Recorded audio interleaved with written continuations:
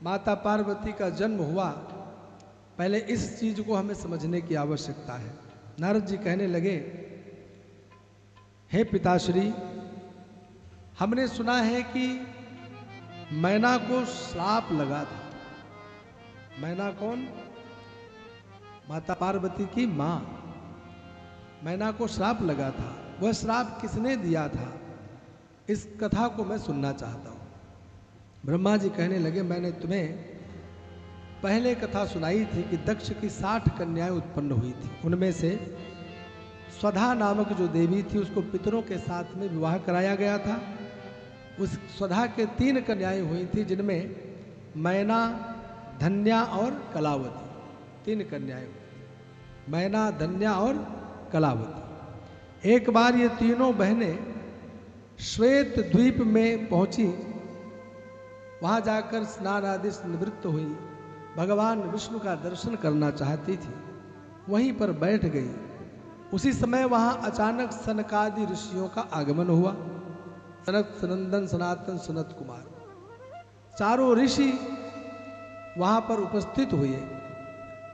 सनकादिकों को देखा, लेकिन देखने के पश्चात ये तीनों देवियां खड़ी होकर ना तो अभिवादन की, ना कुछ कहा, और देखते हुए अनदेखा अलग कर दिया। ज्यादातर लोग कहते हैं कि ऋषि लोग अपने आप को प्रणाम कराना चाहते थे, ना प्रणाम करने पर क्रोध आ जाता था। तो ऐसा नहीं है। दुर्वासा जी को क्रोध की लोगों ने मूर्ति बना रखा है। बोले अगर कोई प्रणाम न करे तो क्रोध आ जाता था। अगस्त्य ऋषि को कोई प्रणाम न करे तो बोले क्रोध आ जाता था। सनकादिकों को क्रोध आ जाता था। तो ऐसा नहीं है। इन ऋषियों के द्वारा किया गया क्रोध भी एक शिक्षा देने का काम किया करता था। आप पूर्व में समस्त राजाओं को, समस्त चरित्रों को पढ़ करके देखें, जहां जहां महर्षि दुर्वासा हो, चाहे अगस्त्य हो और चाहे सनकादिकों के द्वारा श्राप किया गया है, उनके श्राप करने देने पर, क्रोध करने पर भी एक बहुत बड़े एक घटना चक्र का एक कारण होता था।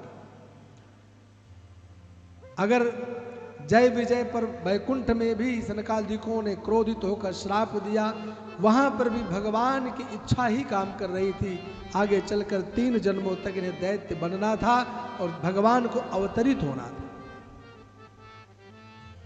एक अगस्त ऋषि के क्रोध की आप चर्चा सुनते हैं, कौन सी? द्रविड़ देश के राजा जो आगे चल करके गज के रूप में परिवर्तित हुए, गज बने, हाथी बने, जो ग्राह के द्वारा ग्रहण किए गए, जिनका बाद में उद्धार हुआ। वहां पर भी आप देखिए पढ़ करके कि अगस्त्य ऋषि को देख करके भी राजा ने अनदेखा किया था। यहां पर भी वही स्थिति हुई कि तीनों देवियां देखती हैं कि सनकादिक चले आ रहे हैं। ये सनत कुमार साधारण कुमार नहीं है, यह कौमार सर्ग में प्रथम सृष्टि में उत्पन्न हुए ब्रह्मा के प्रथम पुत्र हैं। यह आदि जन्मा है।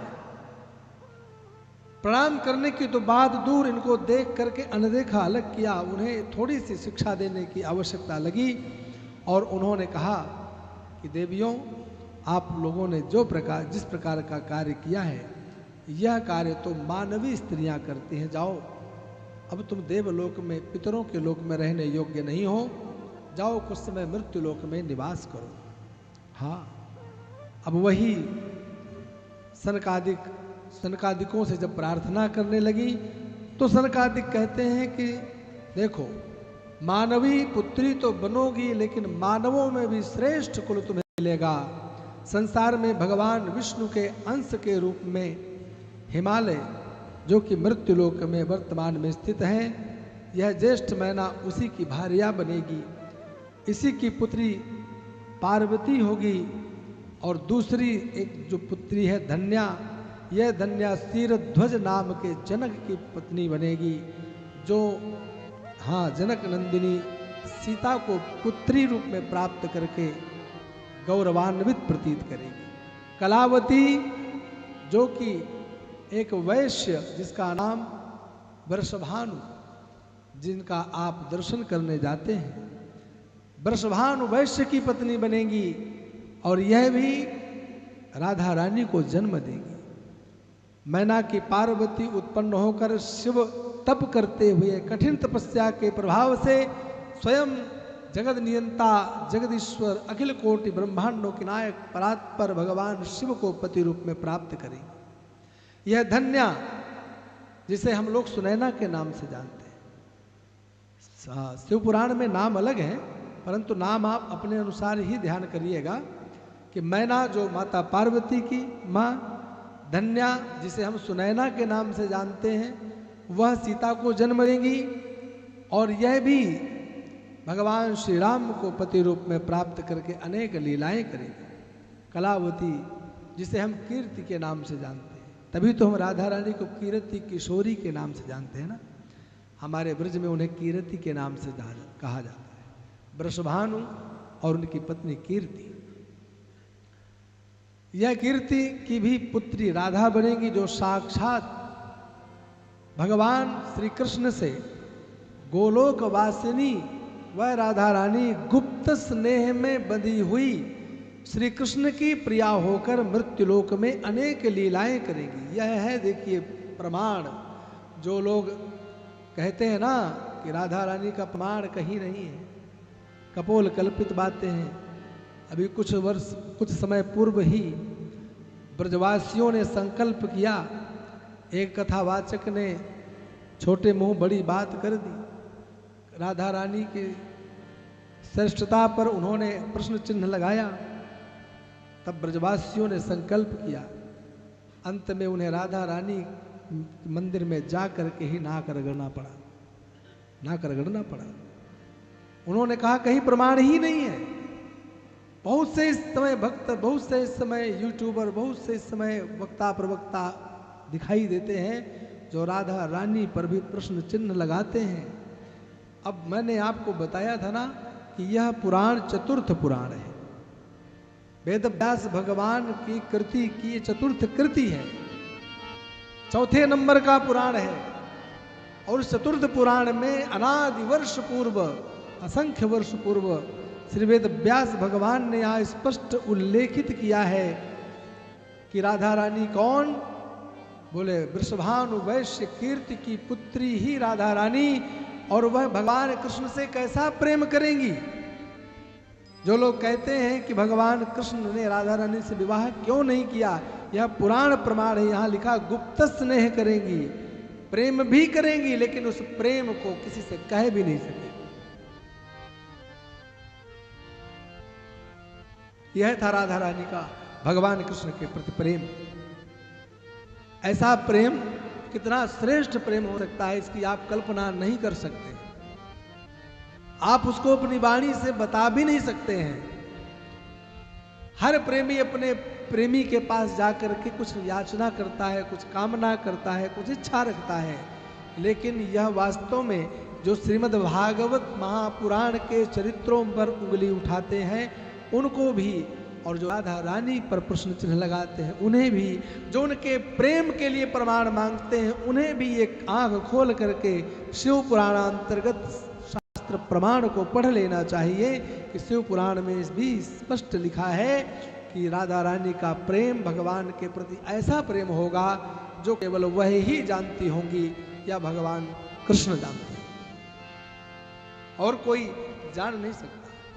और जो जानेगा, जानने के बाद फिर वो अपने आप में स्थिर भी नहीं रह सकता है। जैसे उद्धव जी महाराज जानने के लिए गए, जब तक नहीं जानते थे तब तक बड़े उपदेश, और जब वृंदावन में आए और ब्रजवासियों के स्नेह को, ब्रजवासियों के प्रेम को और राधा रानी उन गोप ग्वालिनियों के उस प्रेम को उन्होंने देखा, तो फिर बोले गए तो 2 दिन के लिए थे, लेकिन 6 महीने वृंदावन में ही बस गए, लौट कर नहीं आए।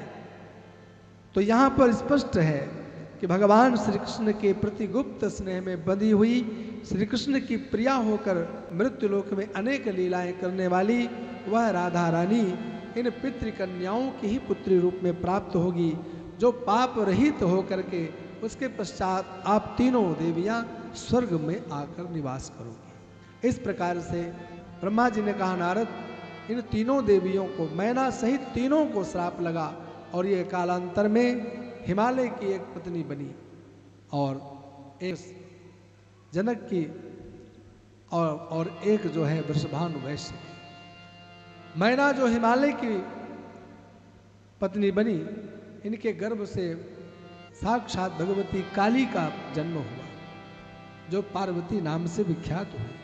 नारद जी ने कहा इस चरित्र को थोड़ा विस्तार से सुनाइए।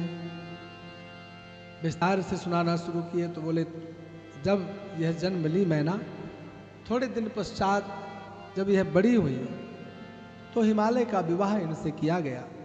दोनों का विवाह होने के पश्चात स्वयं ब्रह्मा जी, जो उस समय देखते हैं कि एक दैत्य है जिसका नाम है तारकासुर, संपूर्ण देवता ऋषि मुनि सबको त्रस्त किए हुए हैं। उसको केवल एक वरदान प्राप्त है, भगवान शिव के तेज से उत्पन्न ही पुत्र तुम्हारा वध कर सकेगा। और तारकासुर इस बात से निश्चिंत था कि जो योगी है, अनंग है, अकाम है, उन्हें स्त्री धारण करने की क्या आवश्यकता, और जब स्त्री ही नहीं वह ग्रहण करेंगे तो फिर संतान कैसे होगी, और संतान ही नहीं होगी शिव की तो मुझे मारेगा कौन। इसलिए वह अखंड राज्य करता हुआ अनेक अनेक ऋषियों को, अनेक अनेक ब्राह्मणों को रोज दंडित करने का कार्य किया।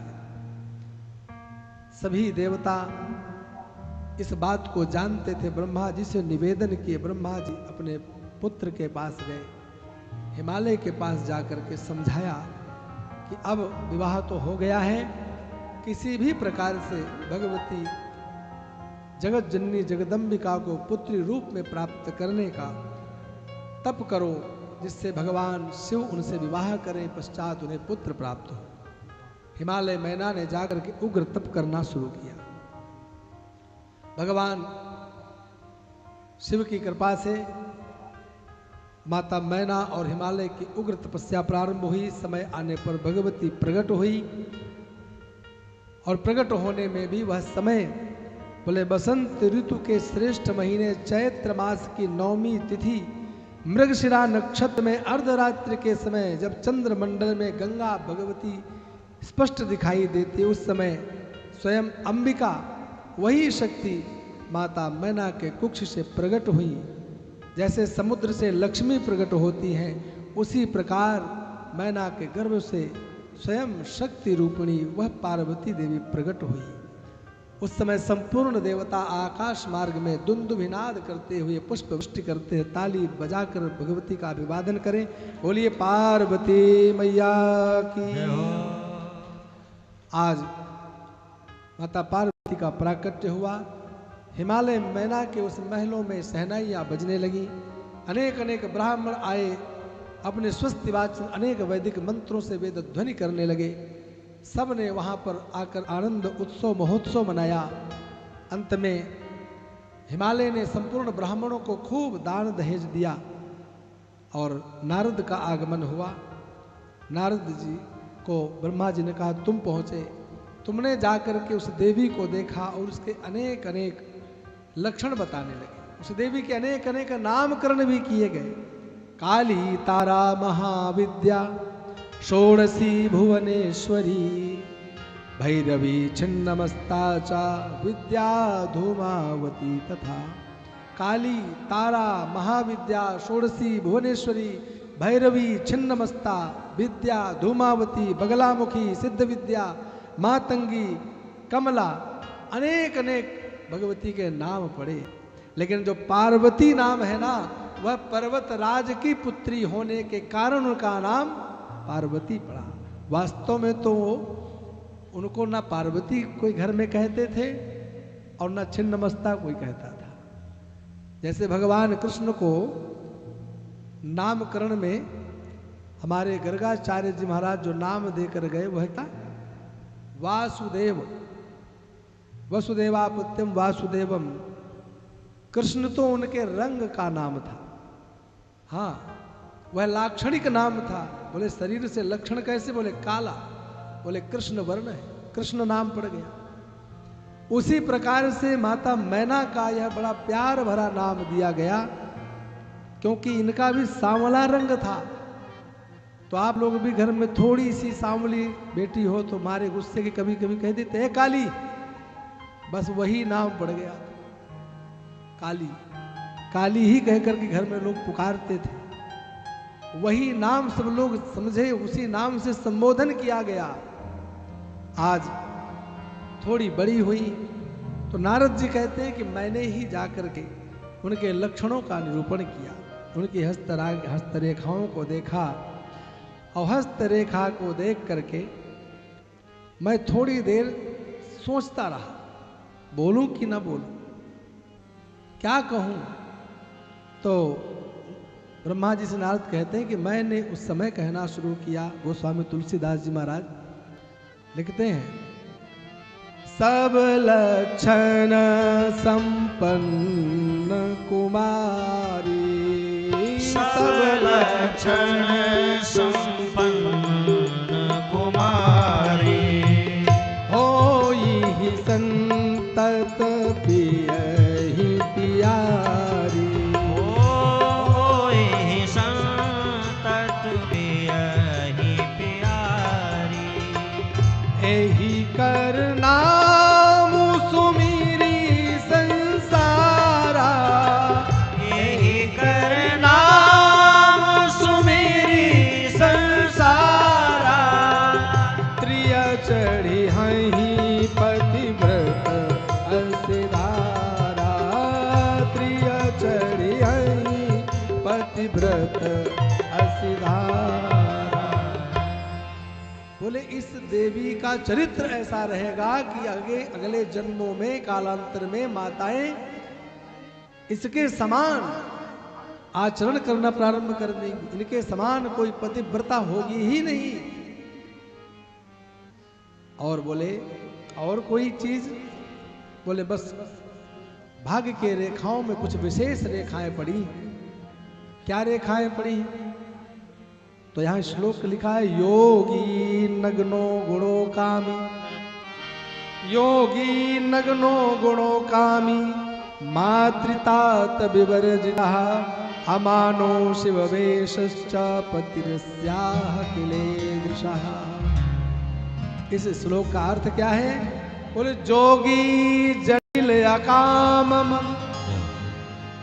नगन अमंगल वेश, अस स्वामी यही कहाँ मिली परिहस्त असिरे। बोले इनका जो पति होगा ना वह योगी होगा, बड़ा जटिल होगा, नग्न रहने वाला, कपड़े भी नहीं पहनेगा, अमंगल वेशधारी। और बोले जिसका ना कोई माता पिता होगा ना सगा संबंधी हो, कोई होगा ही नहीं उसका, ऐसा पति इसे मिलेगा। ऐसी रेखा इसके हाथ में पड़ी है। सब लोगों के नेत्र झुक गए। माता मैना, पिता हिमालय भी दुखी हो गए, लेकिन सबसे ज्यादा प्रसन्न कौन हुई? बोले पार्वती। पार्वती ने मन में सोच लिया ये देव ऋषि की भाषा बिल्कुल सत्य होनी चाहिए, जो इन्होंने बोला है, अब इसके विपरीत मुझे कोई फल नहीं चाहिए। और स्वामी जी महाराज यही कहते हैं, होई न मृषा देव ऋषि वाणी, होई न मृषा देव ऋषि वाणी, उमा सुबचनु हृदय धरि राखा, उमा सुबचनु हृदय धरि राखा। इस प्रकार से माता पार्वती बहुत प्रसन्न हुई। अब तो नारद जी महाराज वहां से चले गए और उसके पश्चात माता मैना दुखी हुई, अपने पति देव से पूछने लगी, प्रार्थना करने लगी। आज नारद के द्वारा जो कुछ सुना है, जब से सुना है तब से मेरे हृदय में दुख ही दुख व्याप्त हो रहा है। मुझे पुत्री को लेकर बड़ी चिंता हो रही है। मेरी पुत्री को कैसा वर मिलेगा? न उसके कुल गोत्र, न उसके माता पिता, न उसके धन संपदा, न उसका भवन, न कोई महल, और नग्न रहने वाला मेरी पुत्री सुखी कैसे होगी। आज माता मैना के पास प्रातःकाल होते ही पार्वती गई और रात्रि में देखे हुए स्वप्न का फल कहने लगी। माँ, आज मैंने रात्रि में स्वप्न देखा, मैंने एक तपस्वी को देखा। वह तपस्वी ब्राह्मण मुझसे आकर के मुझे ही मांग रहा था। जैसे ही मैना कुछ कह पाती तो हिमालय बैठे थे बगल में, उन्होंने भी कहा हाँ हाँ, ऐसा ही कोई स्वप्न मैंने भी देखा। रात्रि के अंतिम प्रहर में मैंने स्वप्न देखा कि एक सुंदर तपस्वी मेरे पुर के समीप में तपस्या करने आया है। मैंने अपनी सुता को उनकी सेवा में लगा दिया है, परंतु उन्होंने सेवा में उसे लेने से मना कर दिया है। अधिक अनुनय विनय करने के बाद उन्होंने मेरी कन्या को सेवा में स्वीकार किया है और आज मैंने अपनी पुत्री को उन्हें सेवा में लगाकर मैं बहुत प्रसन्न हुआ हूँ। प्रातःकाल जगने पर मुझे वह योगी का दर्शन हुआ नहीं। इस प्रकार से नारद जी महाराज कहते हैं ब्रह्मा जी से कि इस प्रकार का उन्होंने स्वप्न ही देखा था। अगले दिन भगवान शिव को मालूम पड़ा कि जो मेरी नित्य अर्धांगिनी बनने वाली है उसका प्राकट्य हो चुका है। जब से सती का देह त्याग की, जब से सती से बिछोह हुआ, तब से भगवान शिव भी सती के वियोग में इधर उधर विचरण करते, शांत रहते, योग मुद्रा में बैठते, कब उठे कब जगे कुछ पता नहीं। आज जब मालूम पड़ा कि हिमालय के यहाँ उसी सती का प्राकट्य हो चुका है, तो सती के समीप में ही मैं जाकर निवास करूं, उनके मन में यह संकल्प का उदय हुआ। अपने कुछ गणों को साथ में लिया और हिमालय के समीप में आकर के स्थित हुए।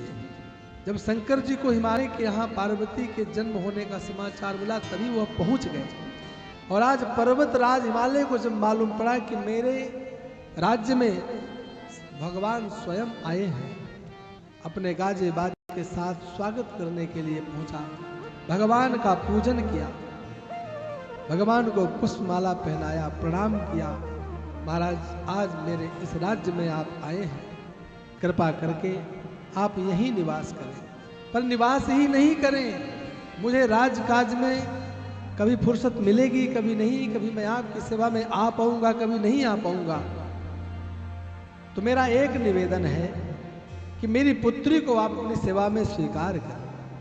एक पिता की आत्मा ही पुत्री अथवा पुत्र होता है। मेरी पुत्री के द्वारा आपकी सेवा होती रहेगी, मेरा जीवन धन्य होता रहेगा। आज भगवान शिव ने हिमालय के और बातों को सुना और बातों को सुनने के पश्चात आज उन्हें उपदेश देने लगे। भगवान शिव ने कहा कि देखो, कर्मों की गति को कोई नहीं जानता है। भक्त सभ्य पुरुषों को स्त्री से दूर रहना चाहिए। हाँ, सबको स्त्री से दूर रह करके ही हमेशा इष्ट सिद्धि किया जा सकता है। मैं कभी भी स्त्री ग्रहण नहीं कर सकता हूं। मैं अनंग, मैं निष्काम भाव से बन बन विचरण करता हूं, लेकिन मेरे साथ किसी स्त्री को मैं रख नहीं सकता। आज माता पार्वती सुन रही थी, तो माता पार्वती को थोड़ा सा ठीक नहीं लगा भगवान की वाणी, तो माता पार्वती ने आज कुछ कहने का प्रयत्न किया। भगवान, मैं आपके बीच में बोलने का दुस्साहस कर रही हूं, क्षमा करें। आप जिस स्त्री, जिस प्रकृति को बारंबार अलग करने की बात कर रहे हैं, मेरा कुछ प्रश्न है। प्रकृति के कारण ही प्राणी आपका अर्चन पूजन करता है, यह बात आप जानते हैं कि नहीं? हे योगेश्वर, बिना प्रकृति के आप कुछ भी नहीं है। अगर प्रकृति रूप में उस शव में इकार रूप में प्रकृति नहीं लगेगी तो वह शिव भी शव बन जाएगा। वह शव में शिव भी इकार प्रकृति ही है जो शव को शिव बना देता है। इसलिए प्रकृति से आप बच नहीं सकते। यहाँ तक कि आपके वाणी में बोले जाने वाला एक एक शब्द प्रकृति है। आपके हृदय में चलने वाले जितनी भक्ति है वह भी प्रकृति है। आपके हृदय में उठने वाला यह ज्ञान और वैराग्य वह भी तो प्रकृति ही है। प्रकृति से बचकर आप कहाँ जाओगे? इसलिए प्रकृति से परे आप नहीं हो सकते। भगवान भोलेनाथ रोक करके कहते हैं, पार्वती ठीक है, तुम्हारा कहना ठीक है, लेकिन मैं प्रकृति के साथ रहता हुआ भी प्रकृति से परे हूं। मैं एक संकल्प करके तपसा परमेणैव प्रकृतिम नाशयाम्य, हम अपनी परम तपस्या के प्रभाव से सदा सर्वदा के लिए प्रकृति का नाश करके भी रह सकता हूँ, अपने स्थान पर स्थित रह सकता हूँ। प्रकृति मेरा कुछ भी बिगाड़ नहीं सकती और ना प्रकृति के बिना मेरा कुछ बिगड़ सकता है। तदनुरूप तुमने जो भी बातें कही उन बातों को मैं मानता हूं, समझता हूं। तुमने जो कहा वह भी सत्य है। उसी समय भगवान शिव ने माता पार्वती की ऐसी वाणी को सुनकर उसे सेवा में रख लिया। अब माता पार्वती नित्य प्रति भगवान शिव की नित्य अर्चना करने जाने लगी, पूजन करने जाने लगी। प्रातः काल उठते ही स्नान आदि से निवृत्त होकर थाल सजाना, भगवान का जाके पूजन करना, चरणों को धोना, पुष्पों से मालाओं से अर्चन पूजन करना, परिक्रमा लगाना, नित्य प्रति का यह कार्य हो। माता पार्वती जो कि भगवान शंकर के नित्य सेवा में लग चुकी हैं, इधर तारकासुर का जो अत्याचार है वह दिन दूना रात चौगुना बढ़ता चला जा रहा है। नारद जी महाराज कहते हैं कि ये तारकासुर कौन है। ब्रह्मा जी महाराज कहते हैं, नारद मेरा पुत्र मरीचि, मरीचि के पुत्र कश्यप, और कश्यप के 13 पत्नियां थीं। उनकी दिति नामक पत्नी से हिरण्यकश्यपु हिरण्याक्ष नामक 2 दैत्य उत्पन्न हुए, जिनको कालांतर में स्वयं भगवान श्रीहरि वराह रूप से और नृसिंह रूप से जिनको परास्त किया, जिन्हें मृत्यु दंड दिया। हिरण्याक्ष और हिरण्यकश्यपु का वध किया। उस समय एक दिन माता दिति अपने पति कश्यप के पास में गई और अपने पति से इंद्र को परास्त करने वाले पुत्र की याचना करने लगी। तब महाराज कश्यप ने माता दिति को एक पुंसवन नामक व्रत बताया। उस पुंसवन व्रत के प्रभाव से एक ऐसे गर्भ को धारण किया जिस गर्भ के बारे में इंद्र को पता चला कि यह मुझको मारने वाला, परास्त करने वाला पुत्र प्राप्त होने वाला है। तो वह उस पुंसवन के बीच में ही, जो कि बड़ी शुद्धता के साथ किया जाता है, 1 वर्ष तक चलता है। एक दिन जरा सी भूल हुई माता दिति से, इंद्र गर्भ में पहुंचा। उस गर्भस्थ शिशु के 7 टुकड़े किए, 7 जीवित दिखाई दिए। 7 के 7 और टुकड़े किए, लेकिन सब जीवित होकर हाथ जोड़कर बोले, भैया इंद्र, हम तुम्हारे सहयोगी हैं, हमारा वध मत करो। जब जन्म हुआ सभी पुत्रों के साथ इंद्र भी जब प्रकट हुआ, तब माता दिति को पता चला कि जिस पुत्र की कामना से मैंने यह गर्भ धारण किया वह कामना तो अधूरी रह गई, दुखी हुई। वो सब के सब 49 प्रकार के मरुत बने और इंद्र के अनुगामी होकर इंद्र के साथ चले गए। दिति ने पुनः कश्यप ऋषि से प्रार्थना किया। तब कश्यप ने कहा, दिति यदि तुम ब्रह्मा की 10,000 वर्ष तक तपस्या करोगी तब तुम्हारे पराक्रमी पुत्र प्राप्त होगा। अब 10,000 20,000 वर्षों तक तप करने की बात, गर्भस्थ शिशु के 7 टुकड़े और 7 के 49 टुकड़े करने की बात पर आश्चर्य नहीं करना चाहिए। कभी कभी धर्मशास्त्रों में लिखी हुई बातों को भी हम नहीं मानते हैं या आश्चर्य करते हैं, विचार करते हैं ऐसा कैसे हो सकता है, क्यों ऐसा कहते हैं। इसका रीजन यह है कि हम अपने आप को देखते हैं, वर्तमान को देख करके भूतकाल में हुई घटनाओं पर प्रश्न चिन्ह लगाते हैं। क्या जो हमारी शरीर, कद काठी, आयु, जो कुछ वर्तमान में हमें प्राप्त हुआ है, क्या यही कद काठी, क्या यही आयु उस सतयुग में भी रही होगी लोगों की? तो यह कहना पड़ेगा कि नहीं। तब धर्मशास्त्रों का अध्ययन करके देखिए। एक एक राजा करोड़ करोड़ वर्ष तक राज्य करता था। एक एक राजा के लाख लाख पत्नियां होती थी।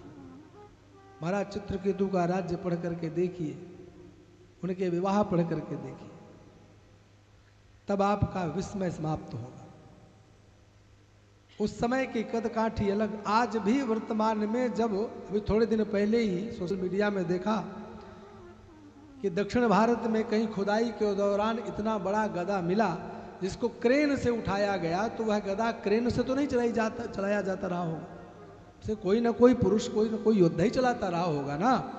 इतने बड़े गदा को धारण करने वाला वह योद्धा का शरीर कदकाठी कितनी बड़ी रही होगी, आप विचार नहीं कर सकते। इसलिए अगर 10,000 वर्षों तक का तप करने के लिए यहाँ पर कश्यप दिति को प्रेरित कर रहे हैं तो कोई आश्चर्यचकित होने वाली बात नहीं है। उस समय की आयु सीमा अलग थी, वर्तमान की आयु सीमा अलग है। अन्य युगों की अपेक्षा इस कलयुग की आयु भी अलग है, कम है, तो आज वर्तमान में लोगों की आयु भी कम है। इस प्रकार से माता दिति अपने पतिदेव की बात मान करके जाकर तप किया, तप पूरा किया। तब देवताओं को प्रसन्न करने वाले, दैत्यों को प्रसन्न करने वाले ब्रह्मा जी उपस्थित हुए और उसे पुत्र प्राप्ति का वरदान देते हैं। माता दिति को वज्रांग नामक एक महाबलवान पुत्र प्राप्त हुआ। उसने अपने पूर्वजों का बदला लेते हुए इंद्र आदि समस्त देवताओं को दंडित किया और उसके पश्चात उसने भी तप किया। ब्रह्मा जी जब प्राप्त हुए तो ब्रह्मा जी से उत्तम कन्या पत्नी बने ऐसा वरदान मांगा।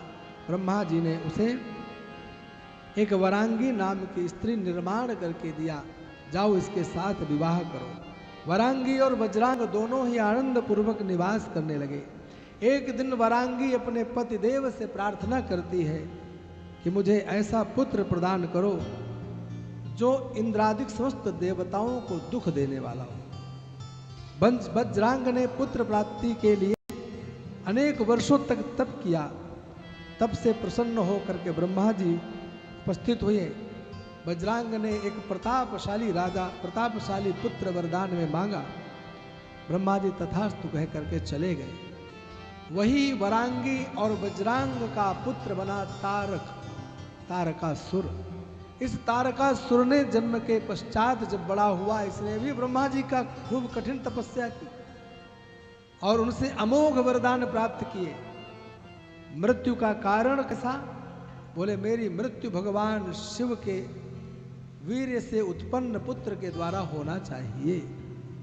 वो जानता था कि सब के सब विवाह कर लेंगे, लेकिन जो वैराग्य को धारण किए हरनिश ध्यान मग्न रहते हैं, जो दिन रात तपस्या करते हैं, जिन्हें संसार से कोई काम लेना देना ही नहीं है, वह ना तो स्त्री धारण करेंगे, और जब स्त्री ही नहीं धारण करेंगे तो फिर पुत्र कैसे प्राप्त होगा।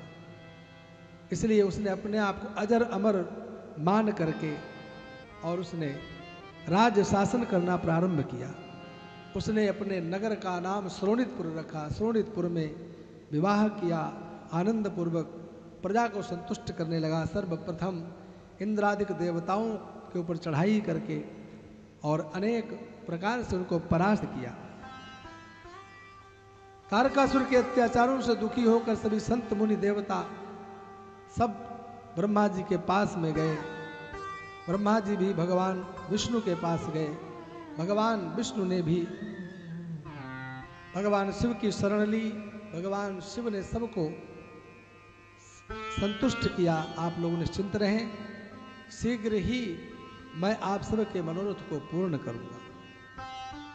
अब इधर चलते हैं माता पार्वती की तरफ। शोणितपुर में इसका राज्य तो प्रारंभ हो गया, लेकिन इधर माता पार्वती भगवान शिव की नित्य सेवा में जाने लगी। प्रतिदिन सेवा में जाती, लेकिन भगवान शिव अभी तक विवाह के लिए संकल्प नहीं किए। इधर ब्रह्मादिक समस्त देवताओं को भय लगने लगा। लगता है कि कुछ प्रयत्न करना पड़ेगा। बिना हमारे प्रयत्न किए भगवान शिव विवाह के लिए तैयार नहीं होंगे। इंद्रादिक देवताओं ने कामदेव को बुलाया और कामदेव को बुला करके भगवान शिव का माता पार्वती के प्रति प्रेम जागृत हो इसलिए कामदेव को बोलकर भेजा गया कि जाओ भगवान शिव की सेवा में जब माता पार्वती आए उस समय आप अपना यत्न पूर्वक माया का प्रभाव दिखाओ। कामदेव अपने मित्रों बसंत इत्यादि को साथ में लेकर के और जहां हिमालय में भगवान तपश्चर्या कर रहे थे वहीं पहुंचा, छिप करके सर्वप्रथम आज वहां के पूरे स्वरूप सौंदर्य को बदल दिया। वहां की पूरी प्रकृति ही परिवर्तित हो गई। वसंत ऋतु का जैसा आगमन हो गया। मंद मंद सुगंधित वातावरण, मंद मंद सुगंधित वायु बहने लगी। आज माता पार्वती भगवान शिव की सेवा में आई। इसने अपने बाणों को चलाया, अपने अस्त्र शस्त्र चलाए। काम से व्यथित आज माता पार्वती आज भगवान शिव के चरणों को प्रक्षालन कर रही है, तो स्पर्श मात्र से भगवान शिव को प्रतीत हो गई। वही पार्वती, वही भगवान शिव जो नित्य भगवान की अर्चन करने आती है, रोज पाद प्रक्षालन करती है, रोज चरण सेवा करती है, लेकिन कभी किसी भी प्रकार का मन में कोई राग, कोई प्रेम, किसी भी प्रकार का कोई अतिरेक नहीं। लेकिन आज माता पार्वती ने जब भगवान के चरणों को स्पर्श किया, स्पर्शानुभूति हुई और भगवान विचार करने लगे, यह आज कैसा दृश्य उपस्थित हो रहा है, ये मुझे क्या हो रहा है। पार्वती को स्पर्श करने की इच्छा होने लगी। तुरंत भगवान ने इधर उधर देखा, विचार करने लगे कौन है। दिखाई दिया छिपा हुआ यह कामदेव।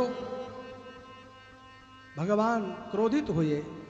भगवान के भ्रू मध्य में तृतीय नेत्र खुला और कामदेव को भस्म की ढेरी बना दिया। देखते ही देखते कामदेव भस्म बन गया, भस्म हो गया। अब जब कामदेव भस्म हो गया, हाहाकार मचा, सभी रोने चिल्लाने लगे। अब तो इनकी पत्नी रति अपने पतिदेव के मृत्यु प्राप्त होने पर रोने करुण क्रंदन करने लगी। भगवान का कोप शांत हुआ। भगवान ने जैसे तैसे रति को समझाया। सभी देवता उपस्थित हुए। अब क्या होगा, अब क्या होगा। तब भगवान शिव ने ही कह दिया कि जब तक इनका दूसरा शरीर नहीं प्राप्त होगा तब तक यह अनंग स्वरूप से अपना प्रभाव दिखाते रहेंगे। और द्वापर युग में जब भगवान विष्णु वासुदेव कृष्ण के रूप में अवतरित होंगे, उनके प्रथम पुत्र के रूप में शरीर रूप से यह कामदेव प्राप्त हो जाएगा। आज भगवान शिव की वह जो नेत्र ज्वाला थी, जिसे बड़वाग्नि कहा जाता है।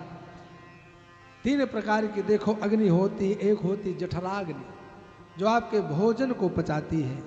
एक होती दावाग्नि जो वन में वृक्षों के आपसी घर्षण से अपने आप अग्नि प्रकट हो जाती है, बड़े बड़े वनों को फूंक देती है। और एक होती है बड़वाग्नि जो समुद्र के जल में रहती है। यह बड़वाग्नि कहाँ से उत्पन्न हुई? ये भगवान शिव के नेत्र से उत्पन्न हुई। वही नेत्र ज्वाला ही आज समुद्र में जगह जगह जहाँ दिखाई देती है ना, कहीं कहीं समुद्र में दिखाई देता है ना, कहीं समुद्र के अंदर भी अग्नि दिखाई देती है। वह भगवान की वह कोपाग्नि ही है। उसको ब्रह्मा जी ने लिया और ले जा करके समुद्र में डाल दिया। अब इधर वह जो भगवान की बड़वाग्नि थी जो समुद्र में डाली गई थी, वही आगे चल करके पुत्र के रूप में प्राप्त होती है। भगवान के ही पुत्र जिसका नाम पड़ता है जलंधर, आगे चल करके उसका चरित्र आएगा।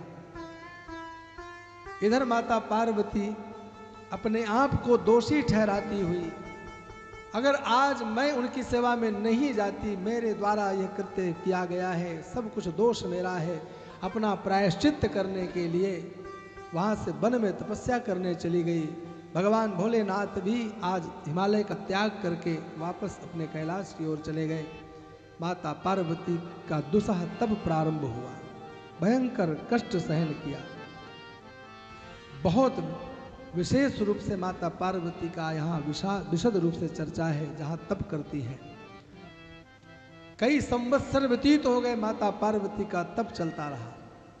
गोस्वामी तुलसीदास जी महाराज की वाणी से सुने, संबत सहस मूल फल खाए, संबत सहस मूल फल खाए, सागु खाई सत बरस गवाए, सागु खाए सत बरस गवाए, कछु दीन भोजन बारी बतासा, कछु दिन भोजन बारे बतासा, किए कठिन कछु दिन उपवासा, किए कठिन कछु दिन उपवासा, सर्व कामान परित्यज्य यदि चाहं वृषध्वजे अनुरक्ता तदा स्तोत्र संप्रसीदतु शंकरः। कई संवत्सर व्यतीत हो गए, कंद मूल फल खा करके रही। कुछ दिन तो कहते हैं वारी बतासा। आप लोगों को याद होगा बचपन में गांव में जब रहे होंगे तो बतासा लेकर के आते और पानी में डुबो डुबो कर खाते थे ना। तो वो यहाँ प्रमाण है, ऐसा नहीं है, ऐसा अप्रामाणिक बात नहीं है। बारी बतासा यानी पानी और बतासा, बतासा डुबो डुबो करके भी खाती रही। यह भी व्रत में माता पार्वती के द्वारा खाया गया। पार्वती विचार करने लगी कि यदि मैं सभी कामनाओं को त्याग करके भगवान शिव में अनुरक्त नहीं हुई तो मेरी यह तपश्चर्या व्यर्थ है। पार्वती की कठिन तपस्या में अनेक अनेक देवर्षि, महर्षि, राजर्षि परीक्षण करने आते हैं, लेकिन सब परास्त होकर के चले जाते हैं। यहाँ तक कि सप्त ऋषि आते हैं, माता पार्वती का परीक्षण करते हैं और समझाते हैं किसके चक्कर में पड़ी हुई हो। वह तो अवगुणों की खान है, इतना कठिन तपस्या के बावजूद भी आ नहीं रहे, आएंगे भी नहीं। अरे तुम पति रूप में प्राप्त करना चाहती हो, देखो सर्वांग सौंदर्य भगवान विष्णु का, एक बार उनका भजन करो देखो।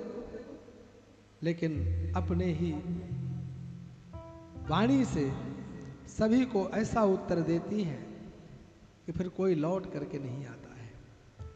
कुछ ऐसे आते हैं जो आकर के नारद जी की बुराई करते हैं। गुरुदेव ने तुम्हारे मति भ्रमित की है ना, उन्होंने जाने कितने घर बिगाड़े हैं, कितने घरों में कलह मचवा दिया, उनके बारे में तुम्हें कुछ पता ही नहीं है। आज माता पार्वती उनको भी उपदेशित करती हैं और कहती हैं कि पहले तो गुरुदेव का कभी अपमान सुनो मत, और अगर सुनो तो या तो कान बंद कर लो या वहां से उठकर चले जाओ, और सामर्थ्य हो तो अपमान करने वाले को तत्काल दंडित करो। मेरे सामने उनका अपमान मत करो। हमारे गुरुदेव ने जो मुझे आज्ञा दी है, जो मुझे मार्ग दिखाया है, उससे सुंदर मार्ग कोई हो ही नहीं सकता है। स्वयं भगवान जटिल रूप धारण करके माता पार्वती का परीक्षण करने जाते हैं। जटिल रूप धारण करके मार्ग में पड़े हुए गुदड़ी धारण कर लेते हैं, बूढ़ा स्वरूप बनाते हैं और माता पार्वती के पास जाते हैं और उनको समझाने का प्रयास करते हैं। लेकिन माता पार्वती उन्हें भी अपनी वाणी के द्वारा संतुष्ट कर देती हैं। अंतिम समय में भगवान शिव ने देखा कि इनकी तपस्या परिपूर्ण हो चुकी है और वही जटिल वेश में पहुंचे हुए भगवान शिव ने देखा कि यह जो तपस्या कर रही है अटल है, यह किसी भी प्रकार से डिग नहीं सकती है। तब वह अपने वेश में आते हैं, हाथ बढ़ाते हैं, पार्वती को इशारा करते हैं, तुमने मुझे संतुष्ट कर लिया है पार्वती, मैं तुमसे बहुत प्रसन्न हूं। अब तुम जिस कामना से तुम तपस्या करने में लगी हो, कामना परिपूर्ण हुई, हाथ पकड़ो, उठो, अनेकानेक वरदान देते हैं। अब माता पार्वती मंद मुस्कान के साथ भगवान के श्री चरणों में प्रणाम करती है, तपस्या परिपूर्ण करके घर में पहुंच जाती है। घर में पहुंच करके गाजे बाजे के साथ हिमालय मैना ने अपनी पुत्री का अभिवादन किया। पूरे नगर में एक उत्सव मनाया गया, महोत्सव मनाया गया। अब तो माता पार्वती को पत्नी रूप में प्राप्त करने के लिए भगवान प्रयत्न भी करते हैं, लेकिन इनका प्रयत्न करना भी बड़ा ही दुष्कर। देखिए, सीधे सीधे जाकर के नहीं कहते हैं कि मैं आपकी पुत्री से विवाह करना चाहता हूं। कभी भिक्षुक का वेश बना करके पहुंच जाते हैं, कभी नट का वेश बना करके पहुंच जाते हो। हिमालय के घर के सामने ही नटों का से लीला करने लगते हैं, और जब नट लीला पूरी हो जाती है, हिमालय राज कहते हैं कि दक्षिणा बताओ, तुम्हारा तो यह कार्य बड़ा अद्भुत था। तो कहते हैं दक्षिणा में तुम्हारी पुत्री दे दो, मैं उससे विवाह करना चाहता हूं। उनको नहीं पता कि ये भोलेनाथ है, और कोई अपनी पुत्री को ऐसे नाचने वाले, ऐसे कला दिखाने वाले को कैसे दे दे, मना कर देते हैं। तो जब ब्रह्मा जी जाकर कहते हैं कि महाराज कृपा करो, विवाह के लिए तैयार हो, बोले मैं कैसे विवाह करूं, मैं तो मांगने गया, मना कर दिए। मैं पहले गया तब मना कर दिए, दूसरी बार गया तब मना कर दिए। ब्रह्मा जी महाराज कहते हैं महाराज सीधे सीधे जाओ ना, ऐसे क्यों जाते हो कि लोगों को लगे कि हम अपनी पुत्री को इन्हें क्यों दें। अरे मांगना ही है तो जैसे हैं वैसे ही जाकर मांगो।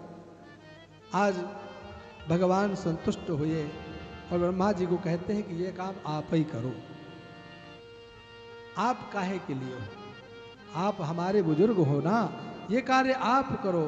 और तुरंत ब्रह्मा जी महाराज भगवान का अनुमोदन लेकर के और पार्वती के यहाँ पहुँचते हैं। हिमालय के पास जाकर भगवान का प्रस्ताव रखते हैं। हिमालय राज अति प्रसन्न होते हैं और उन्होंने तुरंत फिर वैवाहिक जो तैयारियां होती हैं वह तैयारियां प्रारंभ कर देते हैं। इधर माता मैना जो अपने पतिदेव के पास आकर के रोने लगती है, गला फाड़ कर चिल्लाती है, कुछ भी हो जाए मैं नारद के कहे अनुसार अपनी पुत्री का विवाह उनके साथ नहीं करने वाली। अब अपनी पत्नी को समझाने का प्रयास करते, लेकिन वो समझने को ही तैयार नहीं है। उस समय वशिष्ठ आते हैं और आकर के हिमालय को, मैना को समझाने का प्रयास करते हैं और एक बहुत बड़ा सुंदर दृष्टांत देते हैं। कहते हैं महाराज सुनो, इंद्र सावर्ण के 14वें मनवंतर में एक महाराज हुए, महाराज अनरण्य। वह मंगलारण्य के पुत्र थे, बड़े बलवान थे, 7 द्वीपों के राजा थे। उन्होंने भृगु ऋषि को अपना गुरु बना करके 100 यज्ञ किए थे। उनको इंद्र के समान माना जाता था। उनके 100 पुत्र थे और एक छोटी पुत्री थी जिसका नाम था पद्मा। एक बार वह पद्मा अपनी सखियों के साथ स्नान करने के लिए गई और उस पद्मा को अचानक दधीचि के पुत्र जो पिप्पलाद थे उन्होंने देख लिया। पिप्पलाद की दृष्टि पड़ी और पिप्पलाद के मन में उसे प्राप्त करने की इच्छा हुई। पिप्पलाद ने पता किया यह देवी सुंदरी यह कौन है। पता चला कि महाराज अनरण्य की पुत्री है। पिप्पलाद महाराज अनरण्य की सभा में पहुंच गए। महाराज अनरण्य ने उनका स्वागत किया, आने का कारण पूछा तो पिप्पलाद ने कहा कि राजन मैं आपकी पुत्री के साथ विवाह करना चाहता हूं, आप मुझे अपनी पुत्री प्रदान करें। महाराज अनरण्य ने अपने सभासदों से विचार विमर्श किया। सब ने कहा कि यदि मना कर दोगे तो समूचे राष्ट्र को, समूचे राज्य को ये नष्ट कर सकते, इतने सामर्थ्यशील है। यह महाराज दधीचि के तेज से उत्पन्न पुत्र है। और राजा भी विचार करने लगा कि यदि मैं पुत्री का इस वृद्ध ऋषि के साथ विवाह कर दूंगा तो इससे बड़ा एक पिता के लिए अपयश का और कोई कारण नहीं बन सकता। यह जानते हुए कि ये वन में विचरण करने वाले तपस्वी हैं, इनके पास सुख संसाधन नहीं, घर नहीं, भवन नहीं, फिर भी मैं अपनी कन्या का विवाह कर दूं। पर उन राजा ने अपने समूचे राष्ट्र को बचाने के लिए, प्रजा की सुरक्षा को ध्यान में रखते हुए एक अपनी पुत्री का त्याग करना उचित समझे, क्योंकि एक के त्यागने से समूचे राष्ट्र की रक्षा हो रही है। और पिप्पलाद ऋषि के साथ में अपनी पुत्री का विवाह किया। आगे चल करके महाराज अनरण्य को इतना कष्ट हुआ कि एक दिन अचानक ही इस कृत्य से दुखी होकर के घर का परित्याग कर दोनों पति पत्नी घर से निकल जाते हैं और मृत्यु को प्राप्त कर जाते हैं। महाराज पिप्पलाद वे कोई साधारण ऋषि नहीं थे। पिप्पलाद ऋषि के बारे में वशिष्ठ जी महाराज कहते हैं कि पद्मा और पिप्पलाद वन में प्रेम पूर्वक रहने लगे। पद्मा बड़े मनोयोग से पिप्पलाद की सेवा करने लगी। एक दिन पद्मा नदी में स्नान करने गई। वहाँ उसको धर्म जो मनुष्य का रूप धारण करके परीक्षा करने के लिए आया, और धर्म ने आकर के उस पद्मा को अनेक प्रकार से लालच दिया, लोभ दिया। उसने कहा, किस बूढ़े के चक्कर में पड़ी हुई हो? तुम सर्वांग सुंदरी हो, तुम्हें तो हमारे जैसे राजाओं, हमारे जैसे ब्राह्मणों के साथ वर्ण करना चाहिए। अभी भी समय है, परित्याग कर दो। पद्मा उस समय क्रोध में आकर के कहती है, मैंने तुम्हें पहचान लिया है, तुम ब्राह्मण नहीं हो, तुम धर्म हो। हे धर्म, मैं तुम्हें श्राप देती हूँ। सतयुग के आने पर, और सतयुग, त्रेता, द्वापर, कलयुग के आने पर धीरे धीरे तुम्हारे एक एक चरण नष्ट होते चले जाएंगे। कलयुग के आने पर तुम्हारा चतुर्थ चरण भी नष्ट हो जाएगा। यानी इस पृथ्वी से क्रम से एक एक युग के व्यतीत होने पर समूचा धर्म नष्ट हो जाएगा। और जब पुनः सतयुग आएगा तब पुनः तुम चारों पादों से परिपूर्ण हो जाओगे। इसलिए तुम इस प्रकार की भाषा मत बोलो। अब तो धर्म भी डरा, अपने रूप में आया, क्षमा मांगने लगा, लेकिन बात तो हो ही चुकी थी। ऐसा है जीवन, ऐसा जीवन था पद्मा का। धर्म ने प्रसन्न होकर पद्मा को कहा कि मैं तुम्हें सर्वांग सौंदर्य प्रदान करता हूँ और तुम्हारे पति को भी सर्वांग सुंदरता प्रदान करता हूँ। दोनों दंपतियों को सुंदरता दी, राज्य दिया, कोष दिए, और एक राजा के समान पिप्पलाद जी महाराज का जीवन प्रारंभ हो गया। यह है महाराज पिप्पलाद का जीवन, यही है महारानी हमारे पद्मा का जीवन। इस प्रकार से वशिष्ठ जी महाराज ने कहा कि हे राजन, तुम अपनी पत्नी को समझाओ, इस प्रकार का आचरण ना करे। वह भगवान शिव जितने भोले हैं ना, उतने ही उनके अंदर क्रोध भी है। अभी तो वह शांति से आपके पुत्री को मांग रहे हैं, अगर वह क्रोध में आ गए तो किसमें सामर्थ्य है जो उनको उनकी कामना को पूर्ण ना करे। इसलिए प्रसन्नता पूर्वक अपनी पुत्री को भगवान शिव के चरणों में समर्पित करो और पूरी प्रजा की रक्षा करो, पूरे राष्ट्र की रक्षा करो। आज माता मैना को भी समझ में आया, हिमालय को भी समझ में आया, और उसके पश्चात उन्होंने अपनी पुत्री का भगवान शिव से विवाह करने का संकल्प कर लिया। 3 ऋषियों का नाम श्री शिव महापुराण में आता है कि 3 ऋषियों का जो प्रातः काल उठ करके और उन्हें प्रणाम करता है, नाम लेता है, उनके जीवन में शनि का प्रभाव नहीं रहता है। गाधिश्च कौशिकश्चैव पिप्पलादो महामुनिः शनैश्चर कृतां पीड़ा नाशयन्ति स्मृतास्त्रयः।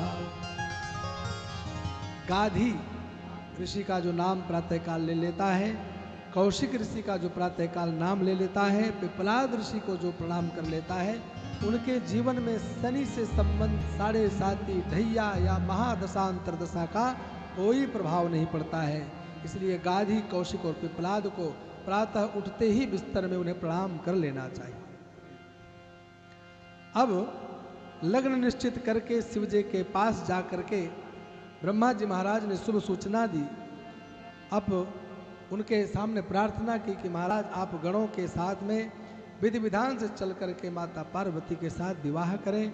उधर हिमालय ने अपने पुरोहित गर्ग को बुला करके लग्न पत्रिका लिखवाकर अनेक प्रकार से सामग्री के साथ अपने जनों के साथ तिलक लगाकर कैलाश में भिजवाया, और रस्म रिवाज के साथ भगवान शिव के पास में लग्न पत्रिका भिजवाई गई।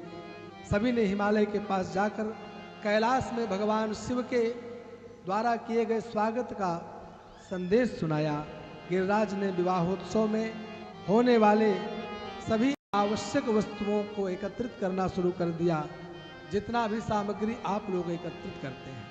आज वर्तमान की रूपरेखा बदल चुकी है। आजकल तो ऑर्डर देना पड़ता है, बड़े बड़े रेस्टोरेंट, बड़े बड़े होटल बुक हो जाते हैं, लेकिन पूर्व काल में बड़े बड़े बूढ़े वृद्ध बैठे हैं, उन्हें पता होगा कि जब विवाह की सूचना मिलती तो घरों में किस प्रकार से तैयारियां शुरू की जाती थी। घर के अन्नों की सफाई, घर की सफाई, चावल, दाल, गुड़, क्या क्या नहीं एकत्रित किया जाता, धान्य, मक्खन, मालपुए, क्या क्या सामग्री इकट्ठी नहीं की जाती थी। एक दूसरे के सहयोग से एक विवाह कैसे हो जाता था किसी को पता ही नहीं चलता था। कोई घर से अपने दूध दे रहा है, कोई छाछ दे रहा है, कोई कुछ दे रहा है, बस पूरा विवाह में एक दूसरे के आपसी सहयोग से विवाह का कार्य संपन्न हो जाया करता था। गिरिराज हिमालय ने सबको आमंत्रित किया।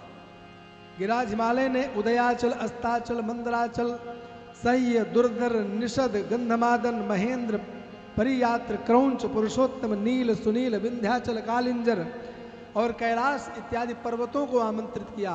अब आप विचार ना करें कि पर्वतों को आमंत्रित क्यों किया।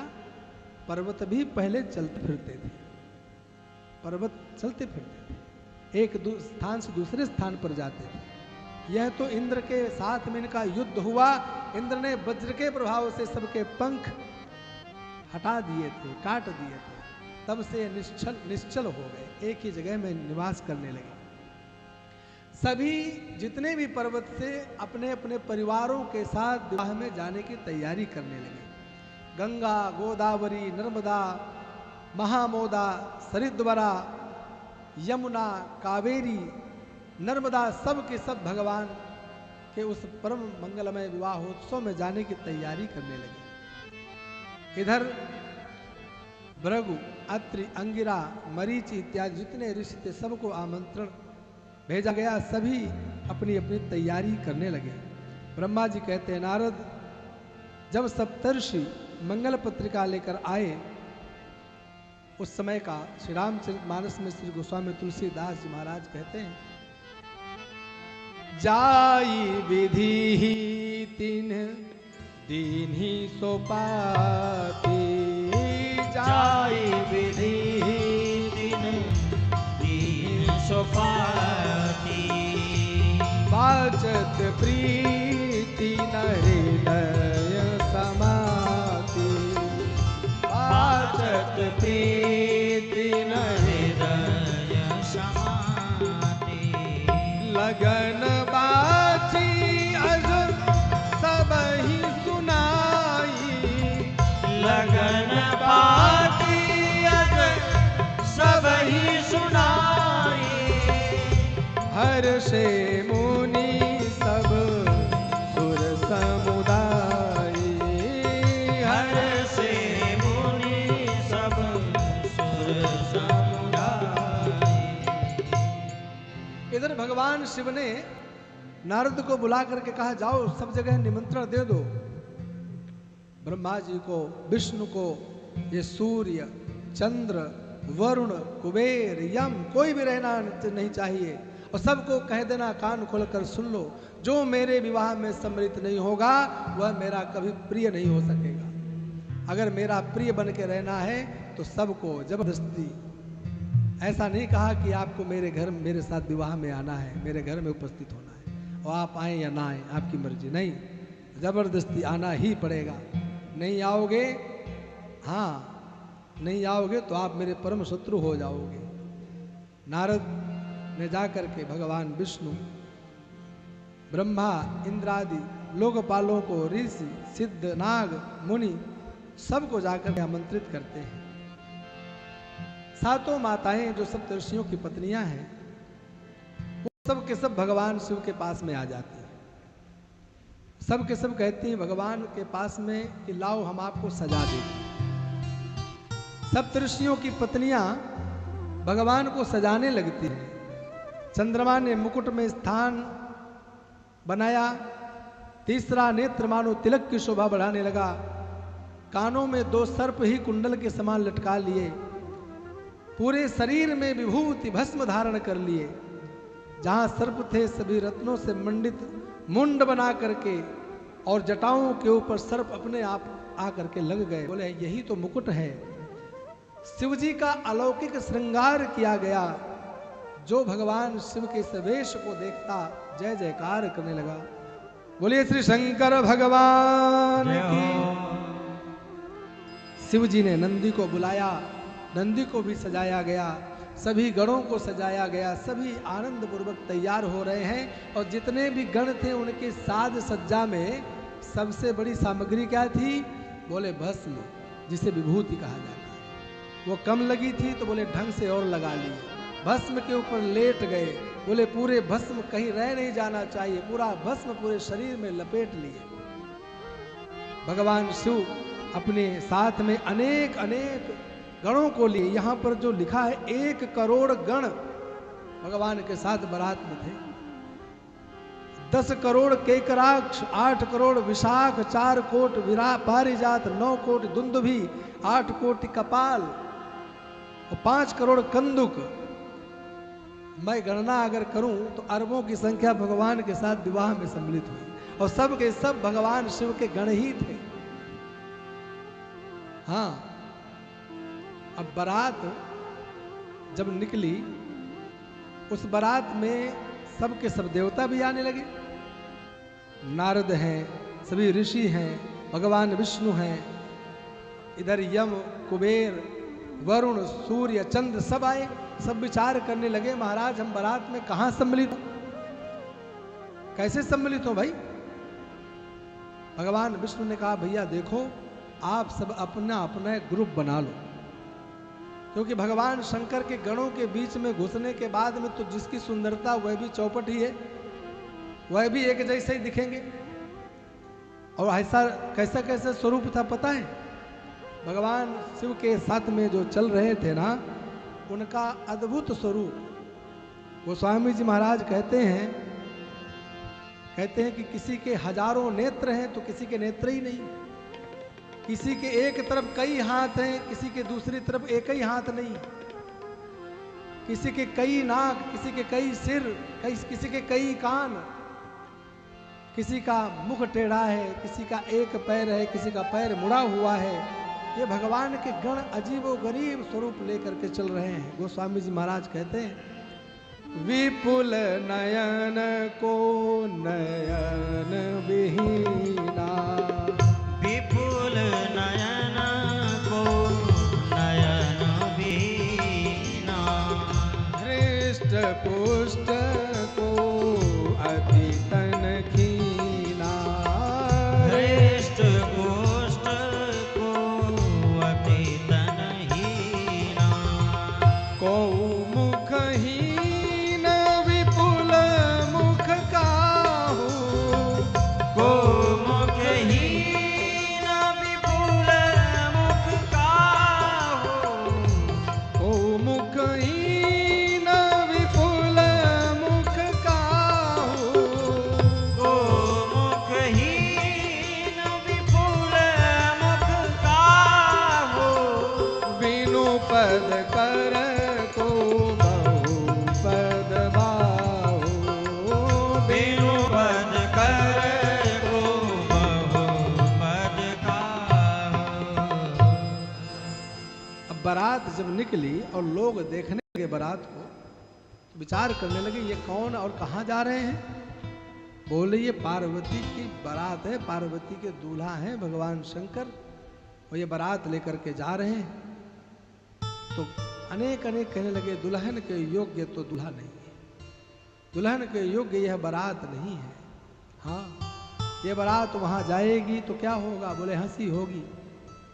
बर अनुहार बारात न भाई, बर अनुहार बारात न भाई, हंसी करे हो पर पुर जाई, हंसी करे हो पर पुर जाई, देखी सिवही सूरतिया मुस्काही, देखी शिवही सूरतिया मुस्काई, वर लायक दुल्हन जगनाही, वर लायक दुल्हन जगनाही।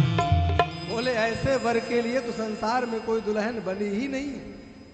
ये तो नगर में जाएंगे लोग हंसी और करेंगे। भगवान विष्णु तो बोले भैया हम तो अलग चलेंगे। इंद्र ने कहा हम तो अलग चलेंगे, हम इनके साथ सम्मिलित नहीं होंगे। भगवान भोलेनाथ ने भी कहा कि भैया जिसको जहां चलना है चलो, बस चलो। बारात लेकर के चले। नगर के अंदर संदेश आ गया कि बारात समीप में आ गई है। मैना अपनी सहेलियों के साथ, सखियों के साथ, ढोल नगाड़े के साथ आरती की थाली सजा करके नगर के बाहर आकर खड़ी हैं। हाँ, स्वागत के लिए आगमनु होता है ना, आजकल नहीं होता है। आजकल क्यों नहीं होता पता है?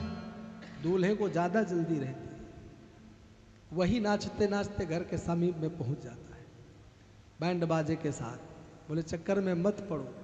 पहले आगमनु होता था, जनवासी में बारात ठहरती थी, पूरा गांव नगर आकर के बारातियों को स्वागत में लगता था, खिलाया पिलाया जाता, दूल्हे को देखने की होड़ लग जाती। आजकल दूल्हा कहता है मैं गलियों में आ रहा हूँ, खूब देख लेना जी भर के। पहले में और अब में ये फर्क हो गया है। सब के सब स्वागत के लिए खड़े हैं। अब तो क्रम बनाने के लिए सभी देवता चंद्रमा आए। देखते ही मैना उतावली हुई, ये है क्या दूल्हा? नारद ने कहा नहीं, ये नहीं है, इससे तो कहीं और सुंदर है। सूर्य को आया देखा, ये? बोले नहीं माता जी, ये तो कुछ भी नहीं है। इंद्र आए, वरुण, कुबेर, यम सबका क्रम से पूजन करती रही, बारंबार पूछती रही, ये है क्या, ये है क्या? थोड़ी देर में भगवान विष्णु आए, ये जरूर होंगे। नारद जी ने कहा नहीं, ये नहीं है, ये तो सब उनके कृपा पात्र हैं, ये उनके शिष्य हैं। मैना विचार करने लगी, जब शिष्य इतने सुंदर हैं, हाँ तो स्वामी की स्थिति क्या होगी? हाँ, कल्पना भी नहीं कर सकती। और थोड़ी देर में समय आया, ढोल नगाड़े और जो भस्म धारण किए धूल उठती चली जा रही है। अनेक गण और उनसे आवेष्टित भगवान शिव के उस स्वरूप को जो बैल पर बैठे हुए हैं, वह भी कुछ पहने भी नहीं है। हाँ, कुछ नहीं पहने। गले में सर्पों की माला, मस्तक पर सर्पों का मुकुट, मस्तक पर चंद्रमा, तृतीय नेत्र, हाथ में त्रिशूल और गले में नरमुंड और धारण किए हैं। अब तो जैसे ही समीप में आया, देखा, नारद जी ने कहा अब इधर उधर क्यों देख रहे हो? आपके दामाद सामने दिखाई दे रहे हैं, उनको पूजो, उनको प्रणाम करो। जैसे ही भगवान के ऐसे अमंगल वेश को देखा, तुरंत दुखी हुई, रोने लगी, चिल्लाने लगी, छाती कूटने लगी, लौटकर घर गई और घर में जाकर के मूर्छित होकर के गिर पड़ी। अब तो भगवान शंकर के स्वरूप को देखकर बारंबार नारद के ऊपर क्रोध करने लगी। गोस्वामी जी महाराज कहते हैं कि नारद को बार बार कहने लगी, नारद कर मैं काह बिगारा, नारद कर मैं काह बिगारा, नारद कर मैं काह बिगारा, नारद कर मैं काह बिगारा, भवनु मोर जिन बसत उजारा, भवनु मोर जिन्ह बसत उजारा। इस नारद ने मेरे भवन को उजाड़ दिया है, मेरा घर बर्बाद कर दिया है, मेरे परिवार को नष्ट कर दिया।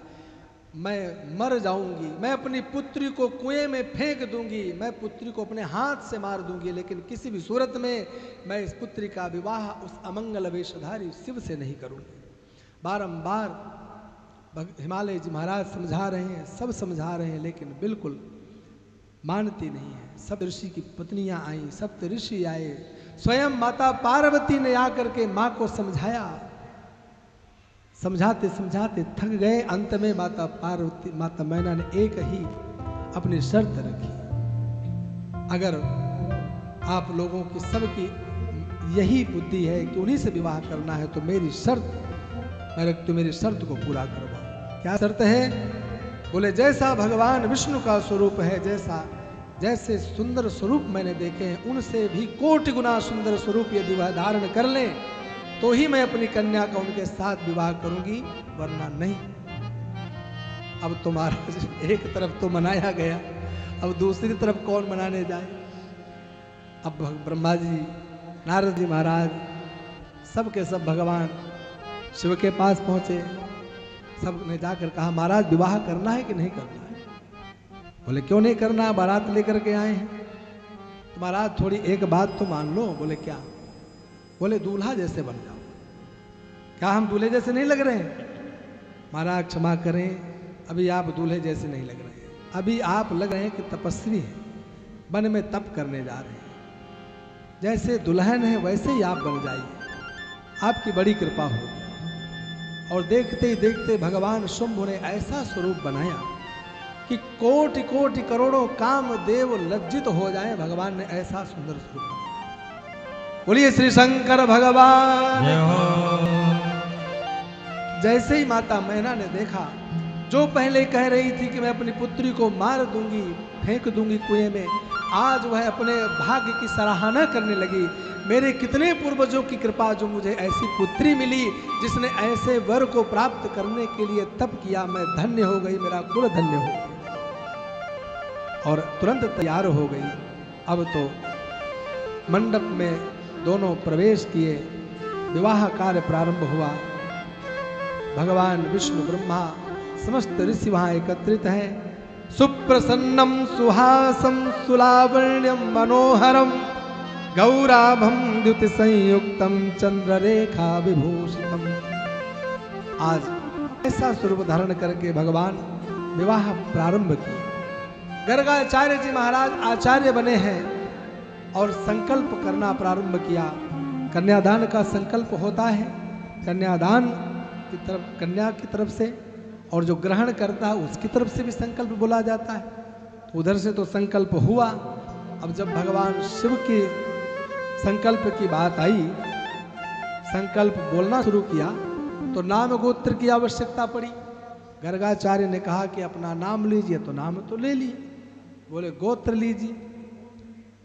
अब तो गोत्र में चक्कर आ गए। अरे गोत्र कैसे ले, भले कोई पिता हो, किसी कुल गोत्र में जन्म लिए हो, तभी तो गोत्र का नाम पता होगा। तो ब्रह्मा जी ने कहा कि आप इस चक्कर में मत पड़ो महाराज। बोले क्यों ना पड़े, गोत्र क्या है। बोले हमारा गोत्र नाम बोल दो। क्या आपके पुत्र हैं। बोले हाँ हमारे पुत्र हैं। तो उनके पिता कौन है, आपके पिता कौन है। बोले ये। बोले ये कैसे हो सकता है कि आपके ये पुत्र हैं और आपके पिता भी यही हैं। तब भगवान शंकर ने गर्गाचार्य के देखा कि चक्कर में क्यों पड़ते हो। हाँ, अरे एक तरफ सृष्टि कार्य में ब्रह्मा जी के पुत्र रुद्र रूप में अवतरित होते हैं, लेकिन जब सृष्टि के अनादि में जाकर देखोगे तो सदा शिव के द्वारा ही रचित सृष्टि में ही तो ब्रह्मा उत्पन्न होते हैं। संकल्प का कार्य परिपूर्ण हुआ। आनंद पूर्वक फेरे लगे, अग्नि संस्कार, अग्नि के फेरे लगे, विवाह संस्कार संपन्न हुआ। पश्चात माता पार्वती के पास में सभी सप्तऋषियों की पत्नियां आईं और पातिव्रत धर्म की सभी ने शिक्षा दी, सभी ने समझाया। आज हिमालय राज ने अपनी पुत्री के लिए अनेक अनेक प्रकार की धन संपदा, गाजे बाजे के साथ अनेक रथ, अनेक घोड़े, अनेक गज, मणिमुक्ता, हीरादि, जवाहरात सब कुछ दहेज में दिया। आनंद पूर्वक विदाई किया। यही हम अपने चरित्र को परिपूर्ण करेंगे। शेष चरित्र जो भी हैं उन चरित्रों को आप थोड़ी देर उत्सव महोत्सव के रूप में दर्शन करें। वैसे भी देखिए मैंने बहुत प्रयास करके कथा को परिपूर्ण किया है। यह 2-3 दिन की कथा को एक दिन में भगवान शिव ने पूरी कराया है। अब भगवान शिव का मंगलमय वेश, माता पार्वती के स्वरूप का आप दर्शन करेंगे, महोत्सव मनाएंगे और महोत्सव के साथ साथ पूजन करेंगे। कल के चरित्र में हम गणपति भगवान के जन्म, कार्तिकेय भगवान के जन्म चरित्र को भी श्रवण करेंगे। इसलिए आप लोग अब उत्सव महोत्सव की तरफ में अपना ध्यान आकर्षित करें। तब तक के लिए मैं अपनी वाणी को विराम देता हूँ। बोलिए श्री शंकर भगवान की, श्री शिव महापुराण की। ओम नमः पार्वती पतये हर हर महा